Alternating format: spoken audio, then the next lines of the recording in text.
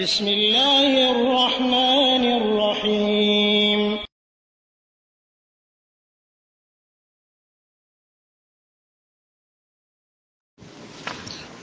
بسم الله الرحمن الرحيم الحمد لله رب العالمين والصلاة والسلام على أشرف الأنبياء والمرسلين نبينا محمد وعلى آله وأصحابه أجمعين أما بعد ওয়ালাইকুম আসসালাম রহমতুল্লাহি ওয়া বারাকাতুহু। সম্মানিত ভাই, আপনি প্রশ্ন করেছেন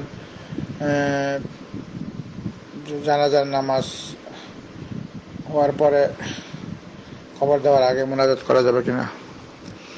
একটা লোক মারা গেলে কবর দেওয়ার আগ পর্যন্ত এবং জানাজার নামাজের পরেও সম্মিলিত কোনো দোয়া নাই, কিন্তু ব্যক্তিগতভাবে একটা লোক মারা যাওয়ার পর কবর দেওয়ার পর্যন্ত এবং কবর দেওয়ার পরেও 1 ঘন্টা পর্যন্ত ব্যক্তিগতভাবে সবাই মনে মনে দোয়া করবে। সম্মিলিত কোনো দোয়ার সিস্টেম নেই, কারণ রাসূল সাল্লাল্লাহু আলাইহি ওয়াসাল্লাম বলেছেন, যেটা মুসলিমের হাদিস সহিহ, আন উম্মে সালামা রাদিয়াল্লাহু আনহা قالت دخل رسول الله صلى الله عليه وسلم على ابي سلمة وقد شق بصره فاغمض ثم قال ان الروح اذا قبض اتبع البصر فضج الناس من اهله فقال لا تدعوا على انفسكم الا بخير فإن الملائكة تؤمن على ما تقولون ثم قال اللهم اغفر لأبي سلمة وارفع درجته في المهديين وافسح له في قبره ونور له فيه واخلفه في عقبه رواه مسلم।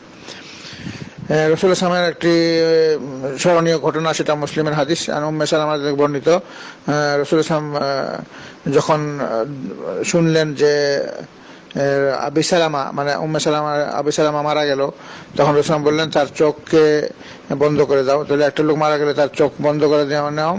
তখন রাসূল বললেন যে রূহ যখন নাকি ফেরেশতারা কবজ করে, তখন তার চক্ষুটা ওই দিকে তাকায় থাকে, দৃষ্টিটা যেদিক দিয়ে রূহটা যায় সেদিকে তাকায় থাকে। তো রাসূল বলে দিলেন যে তার চক্ষু বন্ধ করে দাও।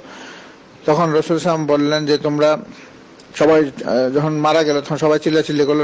মানা করলেন যে এরকম চিল্লাচিল্লি করো না তোমরা, এবং তোমরা নিজের জন্য এই লোকটার জন্য দোয়া করতে থাকো, কারণ যতবার তোমরা দোয়া করবে ফেরেশতারা আমিন বলবে।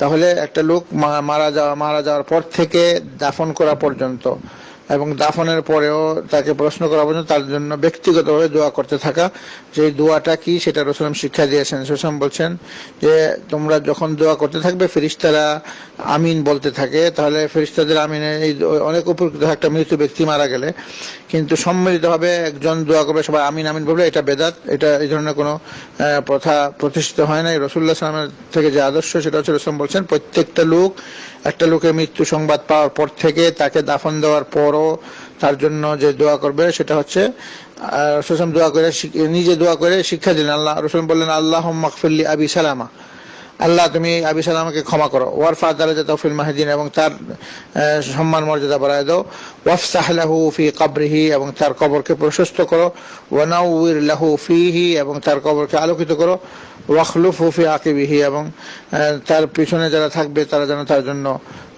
দোয়া করে। এই কথা রাসূল বললেন। তাহলে একটা লোক মারা গেলে প্রত্যেকটা লোক মনে মনে দোয়া করতে থাকবে যে আল্লাহ তুমি তাকে ক্ষমা করো, তার মর্যাদা বাড়ায় দাও, তার কবরকে প্রশস্ত করো, এবং তার কবরকে আলোকিত করো, এবং তার পিছনে যারা আছে তাদেরকে তৌফিক দাও তার জন্য দোয়া করার জন্য। তো এইটা চলতে থাকবে কবর দেওয়া পর্যন্ত, অর্থাৎ গোসল দাফন কাফন এই সময়ের মধ্যে, যতক্ষণ সেই লোকটা জানাজা না হয়, এবং জানাজার আগেও জানাজার পরেও, এবং জানাজা হওয়ার পরেও কোনো সম্মিলিতভাবে দোয়া করা যাবে না, এবং সবাই এইভাবে দোয়া করতে থাকবে।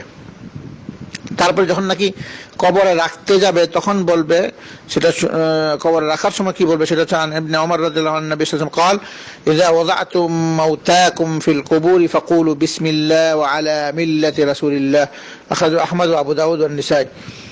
রাসূল বলেছেন যখন তোমরা কবরের মধ্যে মৃত ব্যক্তিকে রাখবে তখন বলবে বিসমিল্লাহ ওয়া আলা মিল্লাতি রাসূলিল্লাহ, আমরা আল্লাহর নামে আমরা রাখতেছি এবং আল্লাহর রাসূলের সুন্নাত অনুযায়ী, এই কথা বলে কবরের মধ্যে রাখতে হবে।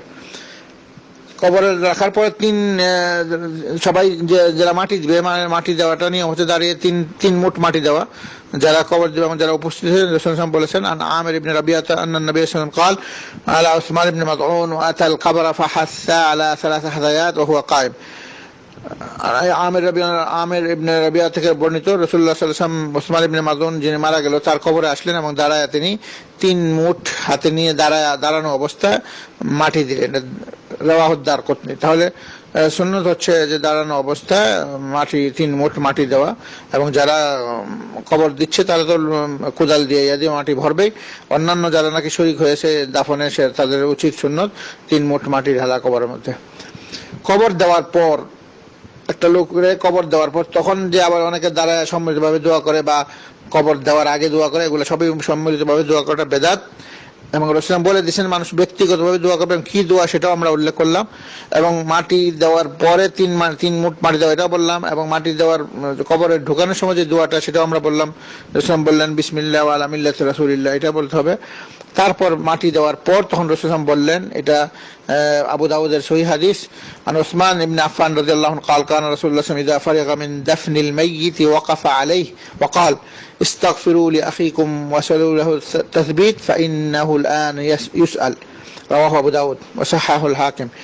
রাসূলুল্লাহ সাল্লাল্লাহু আলাইহি ওয়াসাল্লাম উসমান ইবনে আফফান থেকে বর্ণিত, রাসূলুল্লাহ যখন নাকি কোনো মৃত ব্যক্তিকে দাফন দেওয়া সেরে ফেলতেন, অর্থাৎ মাটি দিয়ে ফেলতেন, তখন সবাইকে বলতেন যে তোমরা তোমাদের ভাইয়ের জন্য মাগফিরাতের দোয়া করো, এবং তাকে তার সওয়াল জবাবের জন্য প্রতিষ্ঠিত যেন সওয়াল জবাব দিতে পারে এই জন্য দোয়া করো, এবং সে এখন তাকে প্রশ্ন করা হবে।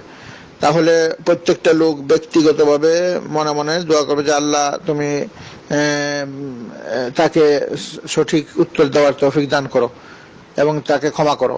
এই দোয়াটা কবর দেওয়ার পর যে দুইটা জিনিস চাইতে হবে, দুইটা জিনিস, আল্লাহ তুমি তাকে ক্ষমা করো এবং তাকে সঠিক উত্তর দেওয়ার তৌফিক দান করো। তাহলে যেভাবে রাসূলুল্লাহ সাল্লাল্লাহু আলাইহি ওয়াসাল্লাম আমাদেরকে দিক নির্দেশনা দিয়েছেন সেইভাবে আমাদের করতে হবে, কিন্তু নিজের থেকে মন গড়া বানায় কোনো কাজ করা যেটা নাকি রাসূল সাল্লাল্লাহু আলাইহি ওয়াসাল্লাম করেন নাই, সেটা কখনো গ্রহণযোগ্য হবে না। আল্লাহ তাআলা রাসূল সাল্লাল্লাহু আলাইহি ওয়াসাল্লাম বলেছেন, আয়েশা রাদিয়াল্লাহু আনহা قالت قال رسول الله صلى الله عليه وسلم من عمل عملا ليس عليه امرنا فهو رد। যে ব্যক্তি এমন কোনো কাজ করলো যে কাজের জন্য আমি তাকে আমি আদেশ করিনি এবং আমাদের দিনে নাই, সেই কাজটা প্রত্যাখ্যাত এবং সেটা বর্জনীয়। আল্লাহ রাব্বুল আলামিন আমাদের সবাইকে জীবনের সর্বক্ষেত্রে যেন আমরা রাসূলুল্লাহ সাল্লাল্লাহু আলাইহি ওয়াসাল্লামের আদর্শ মেনে চলতে পারি তৌফিক দান করুক। ওয়া সাল্লাল্লাহু আলা নবিয়িনা মুহাম্মদ ওয়া আলা আলিহি ওয়া আসহাবিহি আজমাইন বিরহমাতিকা আরহামার রাহিমিন।